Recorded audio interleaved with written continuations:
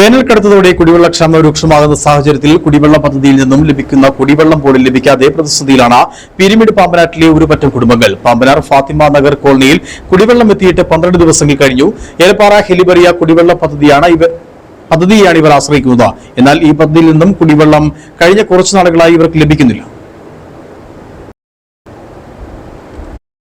കുടിവെള്ളം കൃത്യമായി ലഭിക്കാതായതോടെ ഇവരുടെ ദൈനംദിന പ്രവർത്തനങ്ങൾ വളരെ പ്രതിസന്ധിയിലൂടെ കടന്നുപോകുന്നത്. ഏലപ്പാറ ഹെലിബറിയ കുടിവെള്ള പദ്ധതിയിൽ നിന്നുമാണ് പീരുമേട് പാമ്പനാർ ഫാത്തിമ നഗർ കോളനിയിലെ ആളുകൾ വെള്ളം ഉപയോഗിക്കുന്നത്. താരതമ്യേന ഉയർന്ന പ്രദേശമായതിനാൽ കുടിവെള്ള വിതരണം ചെയ്യുന്ന സമയത്ത് ഈ ഭാഗത്ത് വെള്ളം ലഭിക്കാത്ത സാഹചര്യമുണ്ടെന്നും ഇവർ പറയുന്നു. ഈ വിഷയം വാട്ടർ അതോറിറ്റി അധികൃതർ മുൻപ് അറിയിച്ചെങ്കിലും നടപടിയൊന്നും ഉണ്ടായിട്ടില്ല എന്നും പ്രദേശവാസികൾ പറയുന്നു. വെള്ളം വരുന്നുണ്ട്, പക്ഷേ ഫാത്തിമ നഗറിൽ വെള്ളം കയറി വരുന്നുണ്ട്.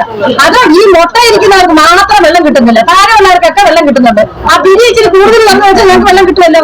ഇതിന് മുന്നേ ഈ വെള്ളം തുറന്നിട്ടുണ്ടല്ലോ. അപ്പൊ ഈ വെള്ളം കിട്ടാത്തൊക്കെ കാരണം എന്നാ? അപ്പൊ തുറക്കുന്നതാണല്ലോ മിസ്റ്റേക്കാണ് ഞങ്ങൾ പറയത്തുള്ളൂ.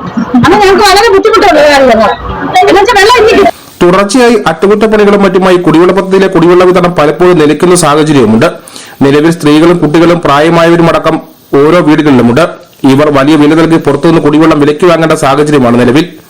വന്നപ്പോൾ ഞങ്ങൾക്കൊരു 200 ലിറ്റർ പോലും വെള്ളം കിട്ടിയില്ല. ഇപ്പം 12 ദിവസം കഴിഞ്ഞു വെള്ളം. കഴിഞ്ഞ ദിവസം ഒന്ന് 1 കുടം വെള്ളം കഴിഞ്ഞാൽ അത്രേ വരുന്നുള്ളൂ. പിറ്റേ ദിവസം വെള്ളം വിട്ടില്ല. അതിന് പിറ്റേ ദിവസം വെള്ളം വിട്ടപ്പോ ഒട്ടുവേ വരും. ഇന്ന് അവസാനം എല്ലാവരും അടച്ചു.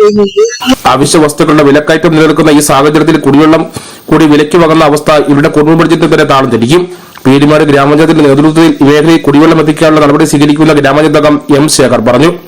അതുകൊണ്ട് ഞാൻ പലപ്പോഴും പഞ്ചായത്തിൽ നിന്ന് 10-200 ലിറ്റർ വെള്ളം കൊടുത്തിട്ടും കാര്യമൊന്നും ആകുന്നില്ല. കാരണം അതുകൊണ്ട് ജപ്പാൻ കുടിവെള്ള പദ്ധതി ഇവിടെ കിട്ടിയാൽ മാത്രമേ ഉള്ളൂ ഇവിടെ ശാശ്വത പരിഹാരം കാണാൻ സാധിക്കുള്ളൂ.